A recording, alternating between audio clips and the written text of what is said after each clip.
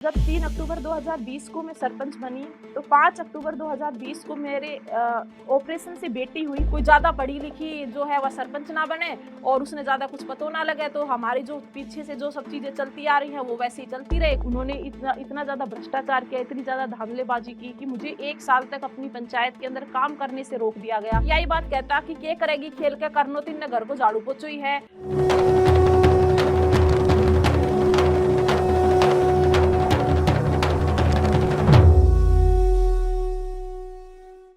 आप सभी को हॉकी वाली सरपंच नीरू यादव की तरफ से नमस्कार। मैं सरपंच हूं राजस्थान के झुंझुनू जिले के गांव लांबी अहीर की। मैं आपको बताना चाहती हूं कि मेरी सरपंच की जर्नी एक महिला सरपंच के रूप में किस प्रकार से शुरू हुई। मैं हरियाणा के महेंद्रगढ़ जिले के नारनौल शहर में पली बड़ी हूं। पापा टीचर हैं और मम्मी भी एजुकेशन फील्ड के अंदर हैं और हम 2 बहनें हैं, 1 भाई है। शुरू से ही जो है फैमिली का जो बैकग्राउंड रहा वो एजुकेशन को लेके रहा और लेकिन मुझे हमेशा से ही खेल के प्रति बहुत ज़्यादा रुझान था, लेकिन पेरेंट्स इस चीज़ में सपोर्ट नहीं करते थे कि खेल-कूद में ज़्यादा कोई भविष्य है नहीं, तो तुम तो सिर्फ पढ़ाई की ओर ध्यान दो। तो उन्होंने हमेशा जो है माइंडसेट वो एजुकेशन लाइन के अंदर ही रखा।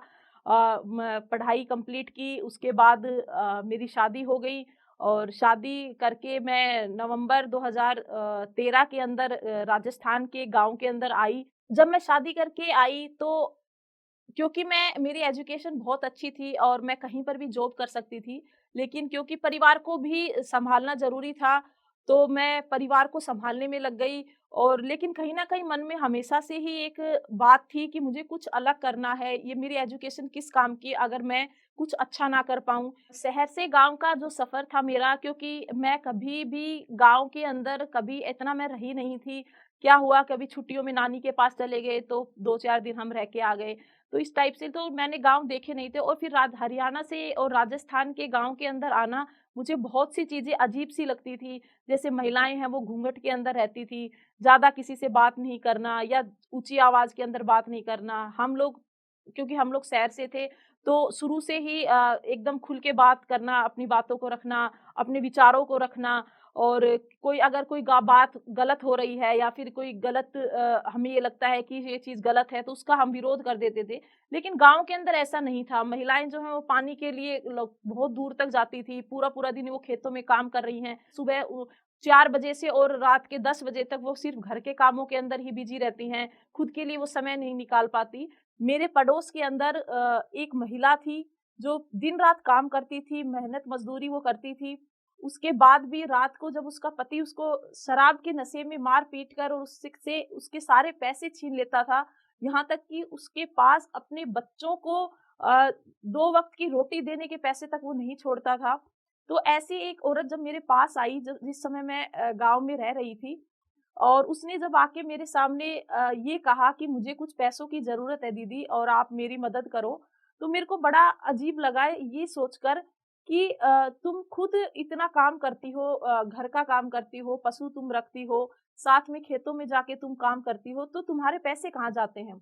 तो उसने बड़े ही उस तरीके से मुझे बताया जो जो मुझे बहुत ही अंदर तक एक घर कर गया वो बात उसकी कि मैं काम तो करती हूँ, लेकिन मेरे जितने भी पैसे हैं, वो सब मेरा पति शाम को शराब के नशे में आता है और मुझसे मार-पीट करके ले जाता है।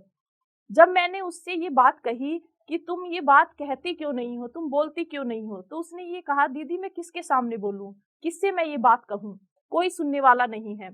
क्योंकि गाँव में अक्सर देखा जाता है कि गाँव में जब भी कोई मुद्दा होता है या किसी प्रकार की समस्या होती है, तो सबसे पहले गाँव के सरपंच के पास वो बात जाती है, वो उन चीज़ों को सुनता है। लेकिन मेरे गाँव के अंदर या कहीं न कहीं ग्रामीण परिवेश के अंदर ये चीज़ें देखी जाती हैं कि जब कोई मुद्दा जाता है किसी सरपंच के पास में, तो क्योंकि समाज पुरुष प्रधान है, उस फैसले को सुनने वाले और उस फैसले पर निर्णय सुनाने वाले ज़्यादातर पुरुष होते हैं, महिला की तो बात ही नहीं सुनी जाती। तो उसने कहा दीदी कौन सुनेगा, कोई नहीं सुनता। जब मैंने भी इस चीज़ को देखा और मैंने उसके मुद्दे को रखने का प्रयास किया, तो मुझे भी ये महसूस हुआ कि महिलाओं की बात सुनने के लिए कोई तैयार ही नहीं है। इनफैक्ट फैसला जो है वो पुरुष के पक्ष में सुना दिया जाता है। उस घटना के बाद जब मेरे मन में ये विचार आया कि क्यों ना मैं अपने गाँव की महिलाओं की एक आवाज़ बनूँ वो भी अपनी बात को खुलकर रख सके, वो घर की चार दीवारी में घुट-घुट कर उन चीज़ों को ना सहें और अपनी बात को खुले मंच पर रख सके। तो उस दिन मेरे मन में ये विचार आया कि मैं भी सरपंच का चुनाव लड़ूँ, क्योंकि मुझे ये लगता था कि कहीं न कहीं अगर मैं गाँव में रह रही हूँ और शहर में पली-बढ़ी वो लड़की और गाँव के अंदर आई है, तो कहीं न कहीं उसके पीछे भी भगवान की ही कोई इच्छा रही होगी कि मेरे हाथ से मैं कुछ अच्छे काम अपने गाँव के अंदर कर सकूँ और गाँव में कुछ जो पुराने रीति-रिवाज हैं उनको तोड़कर या जो महिलाओं के साथ जिस प्रकार का व्यवहार हो रहा है गाँव के अंदर या उनके लिए मैं कुछ कर सकूँ। इस प्रकार का एक जुनून मेरे मन में था, तो उसको सोचकर फिर मैंने सरपंच का चुनाव लड़ने की सोची। लेकिन एक महिला के लिए सरपंच का चुनाव लड़ना इतना आसान नहीं है। जिस समय मैंने ये विचार अपने मन में लेके आई मैं और मैंने चुनाव लड़ने के बारे में मैंने सोचा और जब मैंने अपने परिवार को इसके बारे में बताया, तो परिवार ने मेरा इस चीज़ में सपोर्ट किया और साथ दिया। लेकिन कहते हैं ना कि ये धारणा होती है गाँव के अंदर, समाज के अंदर कि एक महिला जब सरपंच बनती है, तो परिवार में भी ये एक शुरू से जो चीज़ चली आती है कि अगर कोई नई महिला सीट आई है और ये चुनाव लड़ेगी, तो अगर सरपंच ये बनती है तब भी काम तो परिवार का कोई पुरुष ही करेगा, तो गाँव में इस प्रकार की धारणा थी।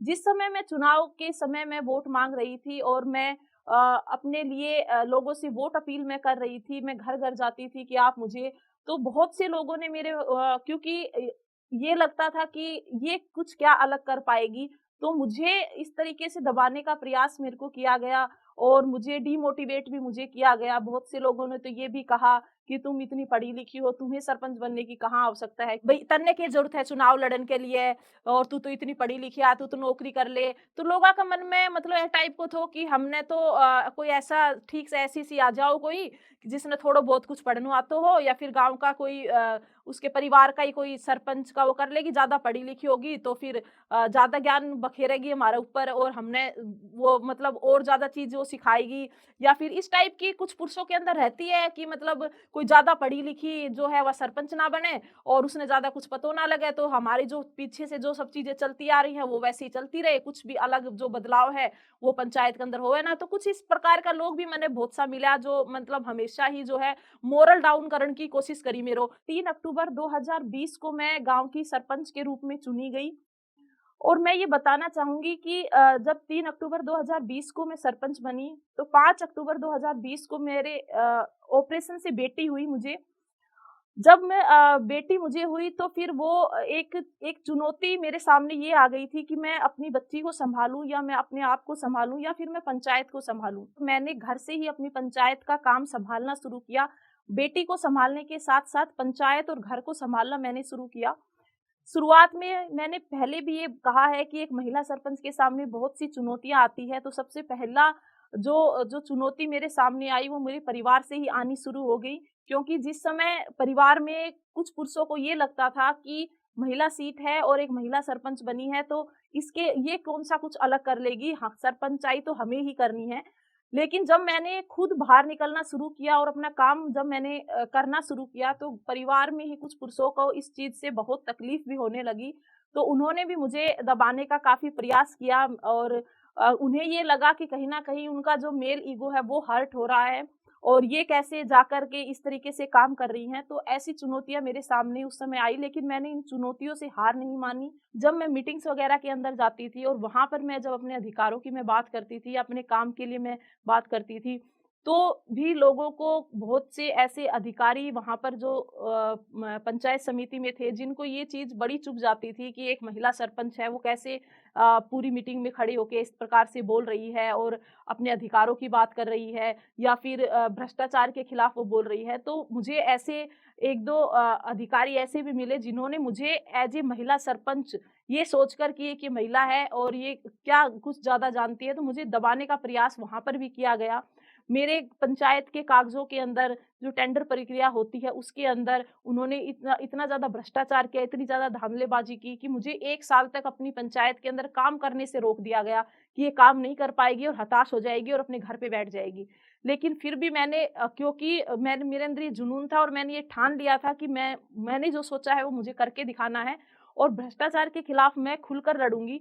तो मैंने 1 साल तक वो लड़ाई लड़ी और उसके बाद मैंने जो भ्रष्ट अधिकारी थे उनके खिलाफ कार्रवाई करके और उन्हें चार्जशीट दिलवाई, और इस प्रकार से मैंने फिर अपनी पंचायत में काम को वापस से शुरू किया और ये साबित करके दिखाया कि अगर मैं महिला हूँ तो ऐसा नहीं है कि आप मुझे दबाओगे और मैं डर जाऊंगी और घर पर बैठ जाऊंगी। अक्सर गांव के अंदर ये देखा गया है कि जितने भी खेल मैदान हैं वहां पर लड़के ही खेलते पाए जाते हैं।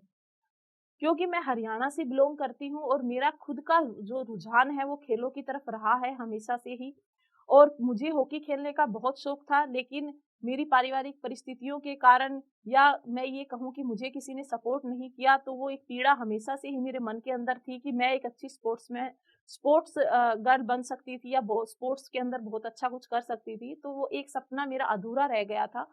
तो मैंने अपनी पंचायत के अंदर लड़कियों को हॉकी खिलाना शुरू किया। गाँव में ग्रामीण परिवेश के अंदर ये धारणा होती है कि बेटियों को इतनी आज़ादी नहीं दी जाती, क्योंकि खेल के मैदान में ज़्यादातर लड़के खेलते पाए जाते हैं, तो कहीं न कहीं उनकी सिक्योरिटी की परिवार को चिंता होती है। जब मैं लड़कियां ने खेलने के लिए कहती कि बेटा हमने खेलना चाहिए और खेलनो जो है वो बहुत अच्छो है, हम खेल का क्षेत्र में भी अपना नाम कर सको हो, तो उनका जो मम्मी पापा हैं भी यही बात कहता कि के करेगी खेल के, करनो तो इन्हें घर को झाड़ू पोछो ही है, और हमारी छोरी भी बिगड़ जाएंगी, बाहर जाएंगी तो, और खेल ग्राउंड के ऊपर तो जो है वे लड़का बैठा रही, और आ कौन खिलाव है छोरिया ने, इन्हें घर संभालनो तो घर ही है।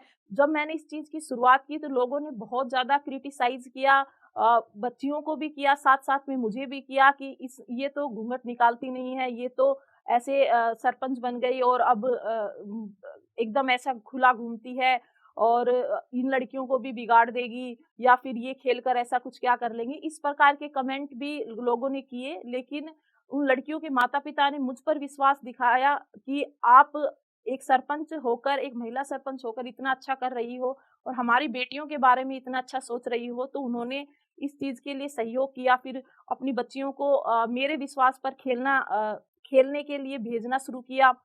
जब शुरुआत हमने इस हॉकी टीम के बनाने की तो उस समय हमारी पंचायत में ग्राउंड नहीं था। उसके लिए फिर हमने अपनी पंचायत से 8 किलोमीटर दूर एक ग्राउंड हॉकी का पड़ता था, वहाँ मैं उन बच्चियों को दोनों टाइम अपने साथ लेके जाती थी, और अपने साथ अपनी खुद की बेटी को भी मैं साथ लेके जाती, और एक कोच हमने उनके लिए रखा, और वहाँ पे हमने तैयारी अपनी हॉकी की टीम की लड़कियों की तैयारियाँ वहाँ से हमने शुरू की। और उसके बाद जब वो बच्चियाँ बढ़ती गई और हमारी एक अच्छी टीम बन गई, और जब राजस्थान के अंदर राजस्थान ग्रामीण ओलंपिक खेल हुए, तो हमारी जो लड़कियों की हॉकी की टीम है उसने बहुत अच्छा प्रदर्शन ब्लॉक स्तर पर किया, डिस्ट्रिक्ट लेवल पे किया, और वहां से हमारी पंचायत की जो बाकी और लड़कियां हैं उनके अंदर भी आत्मविश्वास बढ़ा। जो मैंने सोचा था, जिस प्रकार से मैं लेके चली थी, उस अकॉर्डिंग मैं अपना काम कर रही थी। फिर अचानक एक दिन मेरे पास कॉल आई केबीसी से, कि हम केबीसी की टीम से बोल रहे हैं और आपको हम कौन बनेगा करोड़पति के अंदर एज ए गेस्ट बुलाना चाहते हैं हॉट सीट पर खेलने के लिए। तो मेरे को तो बिल्कुल यकीन ही नहीं हुआ कि मैं एक छोटे से गांव से निकलकर और उस सपनों की माया नगरी के अंदर जाऊंगी और अमिताभ बच्चन जी के सामने बैठकर हॉट सीट पर मैं खेलूंगी। तो पहले तो मुझे बिल्कुल यकीन नहीं हुआ कि मैं वहां जा रही हूँ।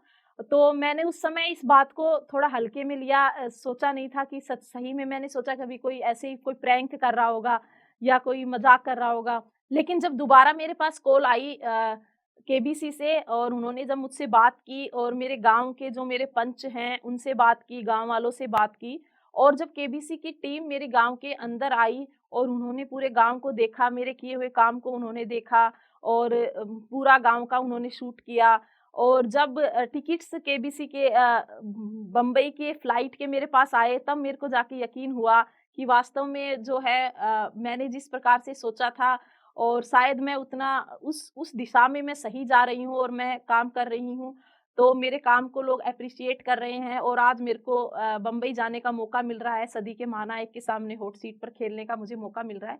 तो मुझे काफ़ी खुशी हुई, और मैं वहाँ पर अपने हॉकी की पूरी टीम को मैं लेके गई। उनके अंदर जो आत्मविश्वास आया है, उससे गाँव की और लड़कियाँ भी हैं जो वो मोटिवेट हुई हैं, उनके अंदर भी ये कॉन्फिडेंस आया है कि वो भी आगे जा कर के बहुत कुछ कर सकती हैं, अपने आप को प्रूव कर सकती हैं। जब गाँव वापस आई तब तो मतलब गाँव की एकदम हवा ही बदल गई थी। लोग इतना खुश हो रहा था क्योंकि पहले लोगों ने यकीन ना हो रहा था, वे सब ने सोचा कि जो झूठ तो ना बोल रहे हैं कि ऐसे ही बोल रही होगी है। लेकिन जब उन्हें पता लगे कि सच्ची में मैं जाके आई हूँ और गाँव की जो लड़कियाँ हैं वो भी जाके आई हैं, तो फिर बहुत ज़्यादा लोग खुश हुए। जो लोग पहले टाँग खींचा करता ना और मतलब ये कहा करता कि आके कुछ अलग कर लेगी, उन लोगों ने वास्तव में लगे कि हाँ, इसने जो है ना वो अलग करके दिखायो है। और गाँव को नाम जो है लांबी अहीर, मेरी पंचायत को नाम आज वो पूरे भारत के अंदर जानो जा रहा है। तो उसके बाद जो लोगों ने मुझे वोट भी नहीं दिए थे, वो लोग भी ये बात कहने लग गए कि है ना बहुत अच्छा किया तूने और हमारे गाँव का इतना नाम किया, आज से पहले कभी इतना नाम नहीं हुआ। तो वो सब चीज़ें फिर बाद में होने लग गई और गाँव वालों को भी काफ़ी खुशी हुई। महिलाएँ किसी भी क्षेत्र में पीछे नहीं हैं, वो चाहे जो कर सकती हैं। हम ये कहते हैं कि जब हमें शक्ति चाहिए होती है तो हम दुर्गा के पास जाते हैं। जब हमें विद्या चाहिए होती है तो हम सरस्वती जी के पास जाते हैं। जब हमें धन चाहिए होता है तो हम लक्ष्मी जी के पास जाते हैं। तो महिलाओं के अंदर सारे गुण हैं, वो किसी भी क्षेत्र में पीछे नहीं रह सकती। हर क्षेत्र में वो अपना अच्छा करती हैं, चाहे वो होम मेकर हैं तो वो घर भी बहुत अच्छे से सँभालती हैं। अगर वो बाहर जॉब करती हैं तो वहाँ पर भी वो अपना 100% दे सकती हैं, अपना बहुत अच्छा कर सकती हैं।